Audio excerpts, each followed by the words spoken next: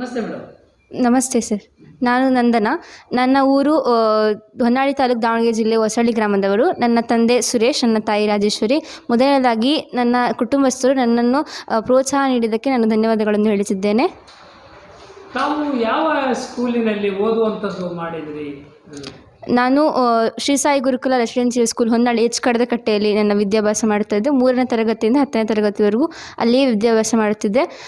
ಮತ್ತು ನನ್ನ ಶಿಕ್ಷಕರು ನನ್ನನ್ನು ಎಲ್ಲ ಮಕ್ಕಳಿಗೆ ಪಾಠವನ್ನು ಚೆನ್ನಾಗಿ ಹೇಳಿಕೊಟ್ಟಿದ್ದಕ್ಕೆ ಮತ್ತು ನಮ್ಮನ್ನು ಪ್ರೋತ್ಸಾಹಿಸಿದ್ದಕ್ಕೆ ಅವರಿಗೂ ಸಹ ಧನ್ಯವಾದಗಳನ್ನು ಹೇಳುತ್ತಿದ್ದೇನೆ.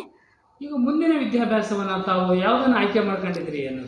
ನಾನು ಮುಂದೆ ನೀಟ್ ತೊಗೊಳ್ತಾ ಇದ್ದೀನಿ. ಮೆಡಿಕಲ್ ಮಾಡಬೇಕು ಅಂತ ನನಗೆ ಇಷ್ಟ ಇದೆ ಸರ್.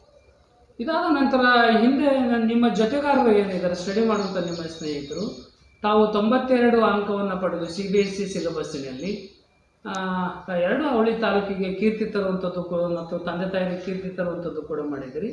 ನಿಮ್ಮ ಸ್ನೇಹಿತರು ಕಡಿಮೆ ಅಂಕವನ್ನು ಪಡೆದು ಅವರು ಬೇಜಾರು ಮಾಡ್ಕೊಳ್ಳೋ ಸ್ಥಿತಿ ಉದ್ಭವ ಆಗಿದೆ. ಏನು ಅವರಿಗೂ ಒಂದು ಆತ್ಮಸ್ಥೈರ್ಯವನ್ನು ತುಂಬೋದ ಹೇಗೆ ಅಂತ? ನಾವು ಕಡಿಮೆ ಅಂಕ ಪಡೆದಿದ್ದೀವಿ ಅಂತ ನಾವು ಬೇಜಾರು ಮಾಡ್ಕೋಬಾರ್ದು. ಯಾಕಂದರೆ ನಮಗೆ ಮುಂದೆ ಇನ್ನೂ ತುಂಬ ಅವಕಾಶಗಳು ಸಿಗ್ತವೆ. ನಮ್ಮ ಗುರಿಯನ್ನು ಮುಟ್ಟೋದಕ್ಕೆ ನಾವು ಎಷ್ಟಾಗುತ್ತೋ ಅಷ್ಟು ಪ್ರಯತ್ನ ಮಾಡಬೇಕು. ಆದ್ದರಿಂದ ನಾವು ಬೇಜಾರಾಗಬಾರ್ದು ಎಷ್ಟೇ ಅಂಕ ಬಂದಿದೆ ಅಂತ. ಮುಂದೆ ಇನ್ನೂ ಚೆನ್ನಾಗಿ ಮಾಡಬೇಕು ಅಷ್ಟೇ. ನಿಮ್ಮ ಸಂಸ್ಥೆಯಲ್ಲಿ ಅಂದರೆ ಎಚ್ ಕಡದಕಟ್ಟೆಯಲ್ಲಿರುವ ಶ್ರೀ ಸಾಯಿ ಗುರುಕುಲ ವಿದ್ಯಾಸಂಸ್ಥೆಯ ಕಾರ್ಯದರ್ಶಿಗಳು ಮತ್ತು ಟ್ರಸ್ಟಿಗಳು, ಅಧ್ಯಕ್ಷಗಳು ಎಲ್ಲ ವಿದ್ಯಾರ್ಥಿಗಳು ಸ್ಟಡಿ ಮಾಡುವ ಸಂದರ್ಭದಲ್ಲಿ ತಾವು ಯಾವ ಥರ ಸ್ಟಡಿ ಮಾಡುವಂಥದ್ದು ಮಾಡ್ತೀರಿ? ಅವರು ಆತ್ಮಸ್ಥೈರ್ಯ ತುಂಬುವಂಥ ಕೆಲಸ ಏನಾದ್ರು ತಮ್ಮಗಳಿಗೆ ಮಾಡ್ತಿದ್ರೆ ಹೇಗೆ ಅಂತೇಳಿ? ಹೌದು. ನಮ್ಮ ಶಾಲೆಯ ಕಾರ್ಯದರ್ಶಿಗಳಾದ ಶ್ರೀಮತಿ ಸೌಮ್ಯ ಪ್ರದೀಪ್ ಮೇಡಮ್ ಮತ್ತು ಟ್ರಸ್ಟಿಗಳು ಆಗಾಗ ನಮ್ಮ ತರಗತಿಗಳಿಗೆ ಭೇಟಿ ನೀಡಿ ನಮ್ಮ ಸ್ಟಡಿಗಳು ಚೆನ್ನಾಗಿ ನಡೀತಾ ಇದೆಯೋ ಅಥವಾ ಇಲ್ವೋ, ಅಥವಾ ಟೀಚರ್ಸ್ಗಳು ಚೆನ್ನಾಗಿ ಮಾಡ್ತಾ ಇದ್ದಾರೋ ಪಾಠನ, ಏನಾದ್ರು ಡೌಟ್ಸ್ ಇದ್ದರೆ ಎಲ್ಲ ಕ್ಲಿಯರ್ ಮಾಡಿ ನಮಗೆ ಚೆನ್ನಾಗಿ ಓದಿ ಅಂತ ಪ್ರೋತ್ಸಾಹಿಸ್ತಾ ಇದ್ರು ಅವರು ಕೂಡ ನಮಗೆ. ಅದು ಶ್ರೀ ಸಾಯಿ ಗುರುಕುಲ ತುಂಬ ನಿಶಬ್ದವಾಗಿ ಸ್ಥಳದಲ್ಲಿದೆ ಮತ್ತು ಯಾವುದೇ ವೆಹಿಕಲ್ಸ್ ಅಥವಾ ಯಾವುದೇ ವಾಹನಗಳ ಇಲ್ಲ. ಅದಕ್ಕೆ ಅದು ತುಂಬ ಶಾಂತವಾಗಿರೋದ್ರಿಂದ ನಮಗೆ ಓದೋದು ಕೂಡ ತುಂಬ ಆಸಕ್ತಿ ಬರುತ್ತೆ. ಅದು ಕೂಡ ನಮಗೆ ಓದೋದಕ್ಕೆ ತುಂಬ ಹೆಲ್ಪ್ ಮಾಡುತ್ತೆ ಸರ್. CBSE ಸಿಲೆಬಸ್ಸಿನಲ್ಲಿ ತಾವು ಭಾಳ ಕ್ಲಿಷ್ಟಕರವಾಗಿರುತ್ತೆ ಅಂತಂದು ಬೇರೆ ವಿದ್ಯಾರ್ಥಿಗಳು ಹೇಳ್ತಾ ಇದ್ದರು. ಆ CBSE ಓದೋದ್ರಿಂದ ರಾಷ್ಟ್ರ ಮಟ್ಟದ ಶಿಕ್ಷಣದಲ್ಲಿ ತಾವು ಭಾಗಿಯಾಗ್ಬೋದು, ಪಾರ್ಟಿಸಿಪೇಟ್ ಕೂಡ ಮಾಡ್ಬೋದು. ಈ CBSE ಅಂದರೆ ಓದಲಿಕ್ಕೆ ಬೇರೆ ಪೋಷಕರಿಗೆ, ವಿದ್ಯಾರ್ಥಿಗಳಿಗೆ ಆ ಕಾಲೇಜಿಗೆ ಸೇರ್ಬೋದು ಅಂತ ಏನಾದ್ರು ಹೇಳಲಿಕ್ಕೆ ಬಯಸ್ತೀರಾ ಹೇಗೆ ಅಂತ? ಹೌದು ಸರ್. CBSE ಸ್ವಲ್ಪ ಫಸ್ಟ್ ಕಷ್ಟ ಅನಿಸುತ್ತೆ ಮುಂಚೆಯಿಂದ. ಆದರೆ ನಾವು ಟೀಚರ್ಸ್ ಹೇಳೋದನ್ನು ಕೇಳಿಕೊಂಡು ಚೆನ್ನಾಗಿ ಓದ್ಕೊಂಡೋದ್ರೆ ಈಸಿ ಆಗುತ್ತೆ.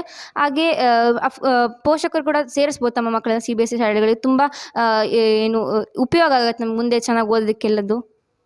ಸ್ಟಡಿ ಅವರ್ಸ್ಗಳನ್ನು ಎಷ್ಟು ಅವರ್ಸ್ ಸ್ಟಡಿ ಮಾಡುವಂಥದ್ದು ಅಂದರೆ ಹಾಸ್ಟೆಲ್ ಇರುವಂಥದ್ದು ಮಾಡಿದ್ರು ಅಥವಾ ಅಂದರೆ ಪ್ರಯಾಣ ಮಾಡಿ ಶಿಕ್ಷಣವನ್ನು ಪಡೆಯುವಂಥದ್ದು ಮಾಡ್ತಾ ಇದ್ದೆ? ನಾನು ಪ್ರಯಾಣ ಮಾಡಿ ಶಿಕ್ಷಣ ಪಡಿತಾ ಇದ್ದೆ. ಸ್ಕೂಲ್ಗೆ ಹೋಗಿ ಬಂದು ಸಂಜೆ 6:30 ಓದ್ಕೊತಾ ಇದ್ದೆ. 6:30 10 ಗಂಟೆ. ಅದ್ರ ಮೇಲಾದರೆ ಇನ್ನೂ ಜಾಸ್ತಿ ವರ್ಕ್ ಇತ್ತು ಅಂತಂದರೆ 11 ಗಂಟೆ ಆಗ್ತಾ ಇತ್ತು ಸರ್ ಓದ್ಕೊಳ್ಳೋದೆಲ್ಲ. ನಿಮ್ಮ ತಂದೆ ತಾಯಿಯವರು ಮತ್ತು ಮಾವಂದರು, ಅಜ್ಜ ಅಜ್ಜಿಯವರು ತಮಗೆ ಶಿಕ್ಷಣ ಕೊಡಿಸುವಲ್ಲಿ ಎಷ್ಟು ಸಪೋರ್ಟ್ ಮಾಡುವಂಥದ್ದು ಮಾಡ್ತಾ ಇದ್ರು ಅಂತ? ನನ್ನ ತಾಯಿ ನನಗೆ ಏನೇ ಕಷ್ಟ ಇದ್ದರೂ ನನಗಾಗಲ್ಲ ಅಂತಂದಾಗ ನೀನು ಮಾಡ್ತೀಯಾ, ನೀನು ಮಾಡ್ಬೋದು ಅಂತ ತುಂಬ ಪ್ರೋತ್ಸಾಹ ಮಾಡ್ತಾಯಿದ್ರು. ಹಾಗೆ ನನ್ನ ಅಕ್ಕ ಕೂಡ ನನಗೆ ತುಂಬ ಗೈಡ್ ಕೊಟ್ಟಿದ್ದಾರೆ. ಇವಾಗ ಏನು ಪ್ರಾಬ್ಲಮ್ಸ್ ಮಾಡೋಕ್ಕಾಗಲಿಲ್ಲ ಅಂದರೆ ಚೆನ್ನಾಗಿ ಮಾಡು ಅಂತ ಹೇಳಿ ನಂಗೆ ತುಂಬ ಹೆಲ್ಪ್ ಮಾಡಿದ್ದಾರೆ. ಹಾಗೆ ನನ್ನ ಮಾವಂದಿರು, ನನ್ನ ಅಜ್ಜಿ ತಾತ, ನನ್ನ ಕುಟುಂಬಸ್ಥರು ಎಲ್ಲರೂ ನಂಗೆ ತುಂಬ ಹೆಲ್ಪ್ ಮಾಡಿದ್ದಾರೆ.